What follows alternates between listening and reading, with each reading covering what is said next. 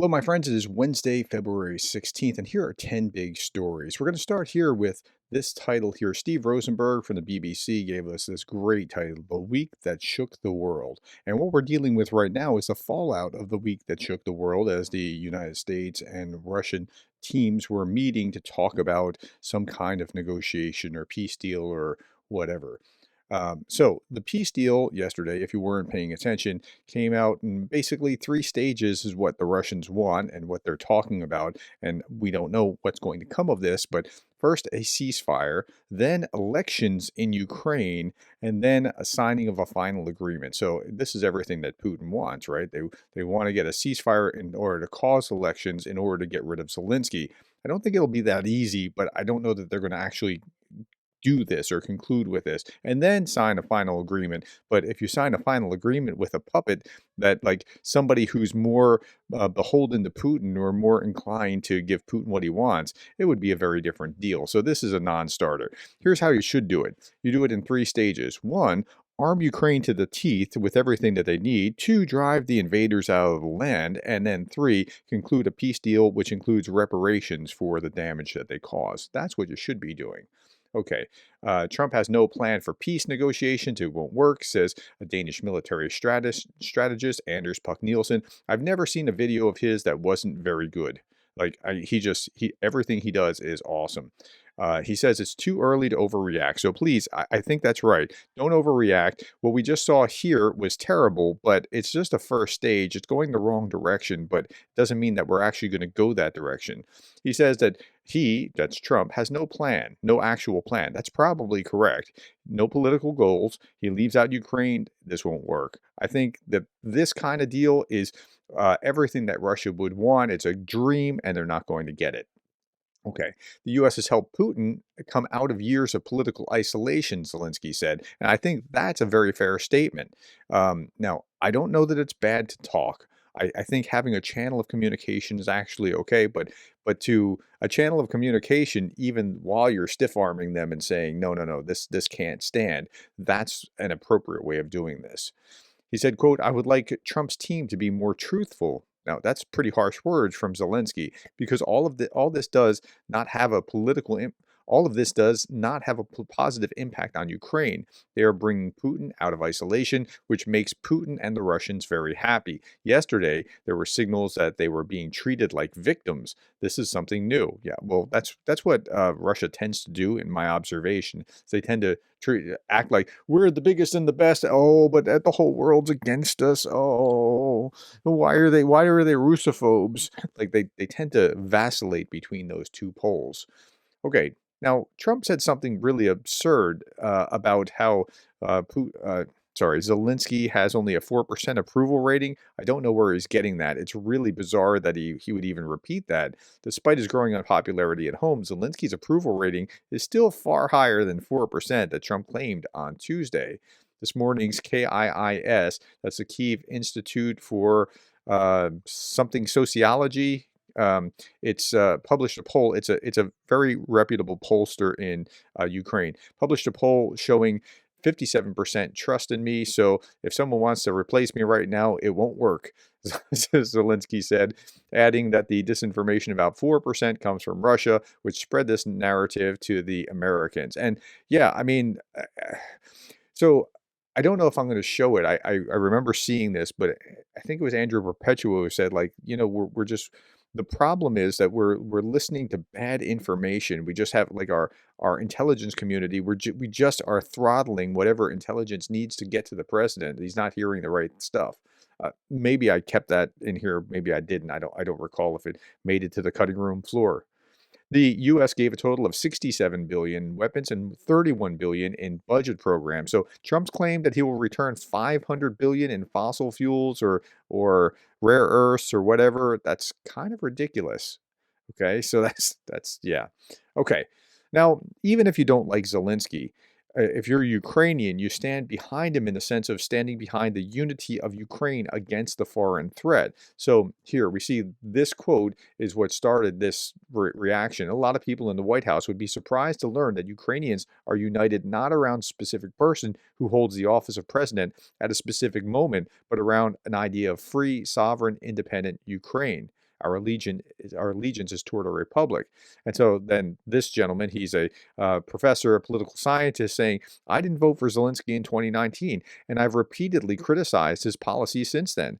Neither will I vote for him after the war is over, but I will not allow anyone to make me vote him out of office when Ukraine is still under attack and needs to be united in resistance. I think that's a pretty fair summation of what I have seen, what I've detected about how Ukrainians are thinking about this issue of like elections in the meantime.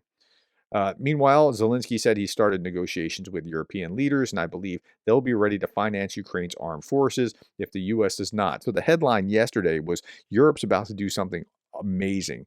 Yeah, they are. They have a package that is something like uh, 700 billion or something crazy like that that is about to come out. Now it depends on how it's structured. If it's 700 billion over 30 years, that doesn't mean a lot. If it's 700 billion, like, hey, immediately over the next 3-year period or something like that, that's a very big difference. Okay, and so how it's structured is meaningful. This is Gabrielis Landsbergis, the former foreign minister from Lithuania. Europe has enough power and resources to help Ukraine win, but it still lacks political will, which may result in an unfavorable peace deal being imposed on Kyiv. And that may be the case if Europe doesn't step up with something significant and meaningful. And if they could do a $700 billion package, why did they wait till now? I mean, that's really okay, but nonetheless, if they do it, awesome. That would be great. Okay, EU envoys agreed on the 16th package of sanctions against Russia, including a ban on primary aluminum, and we talked about that briefly this morning. And there's all kinds of things in that ban. Well, the Hungarians are trying to throttle that. The foreign minister from Hungary says despite 3 years of failed sanctions that have caused significant damage, Brussels, now under Poland, 25 EU, and backed by pro-sanctions, when he's saying now under Poland, it's because the Poles are in charge. It was Orban for the last 6 months, and now the Poles are in the rotating council seat of the presidency. Backed by pro-sanctioned states, continue to push forward new measures ignoring geopolitical realities. This is the kind of language that the Russians like to use, the geopolitical realities. Hungary also blocked sanctions against 27 individuals and organizations, including Patriarch Kirill, arguing that targeting religious leaders undermines peace efforts. Well, what did Kirill say? The European Union once again tried to impose sanctions against the head of the Russian Orthodox Church, Patriarch Kirill, but Hungary blocked this move. Russian Orthodox Church leader, Patriarch Kirill, has called the invasion of Ukraine a holy war with the explicit aim of extinguishing Ukrainian independence and imposing direct Russian rule. So, that's why they were doing what they were doing to Patriarch Kirill. Now, the foreign minister also said the era of sanctions is over. A new reality is emerging with promising. Now, so this new reality language is really interesting. You just say it as if it's a fait accompli, and then you act like it's there.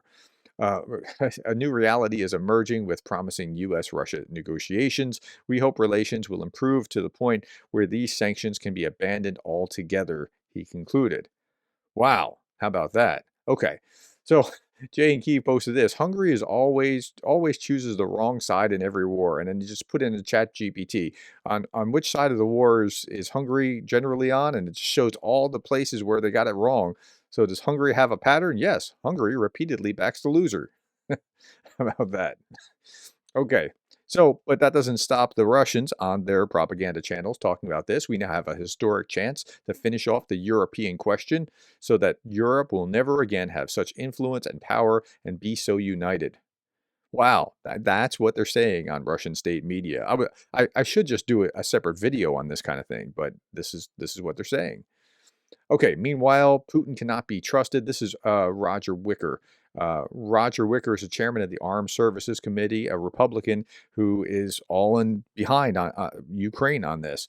Putin cannot be trusted. He's a war criminal. He should be in prison for life or even executed, said the U.S. Senate Armed Services Committee chairman. Now, in the United States, yesterday I showed you this little CNN clip about how, and I'm trying to harmonize this, and I think I understand, about how there's a question, is the U.S. doing too much for Ukraine? And it went from like 7% to 40 something percent. Okay, here's another poll that's really interesting.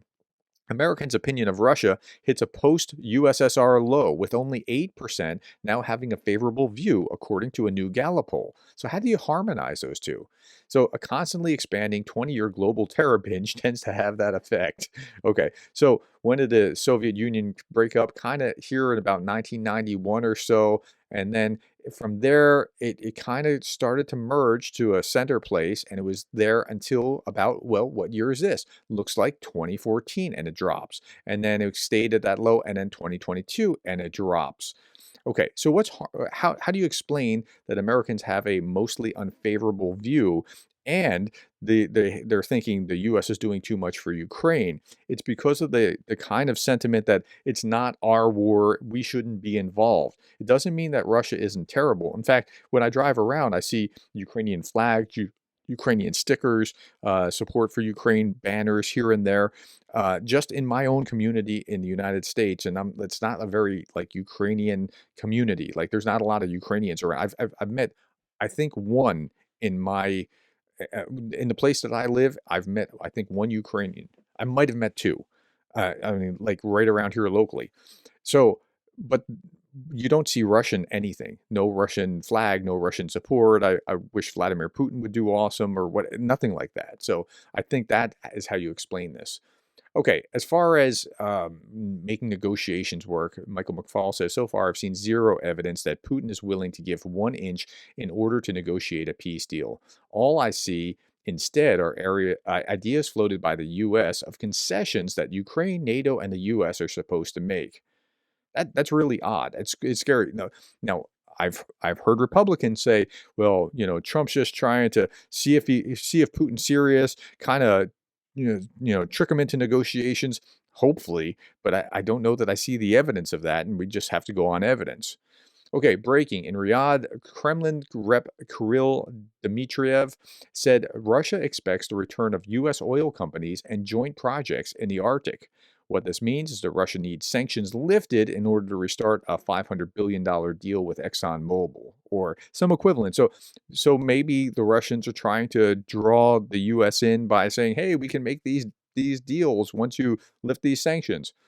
Perhaps we don't know. He's saying that we don't know what's going on or if that's going to be what's driving what's happening.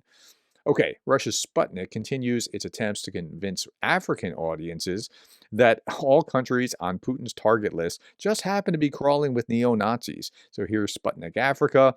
Russia is ready to engage in dialogue with any country. Russia is concerned about unbridled growth of neo-Nazi ideas in Ukraine, Baltic states, several European countries, and Canada, according to Lavrov. Huh. About that? Well, of course, you have to understand that they're speaking two different languages here, and I don't mean real languages. I mean neo-Nazi. When you hear it, probably has an image of Hitler Youth or something, skinheads, that kind of thing. What Russians mean by neo-Nazi is generally anyone who opposes Russia, and so they're saying the same word, meaning two different things.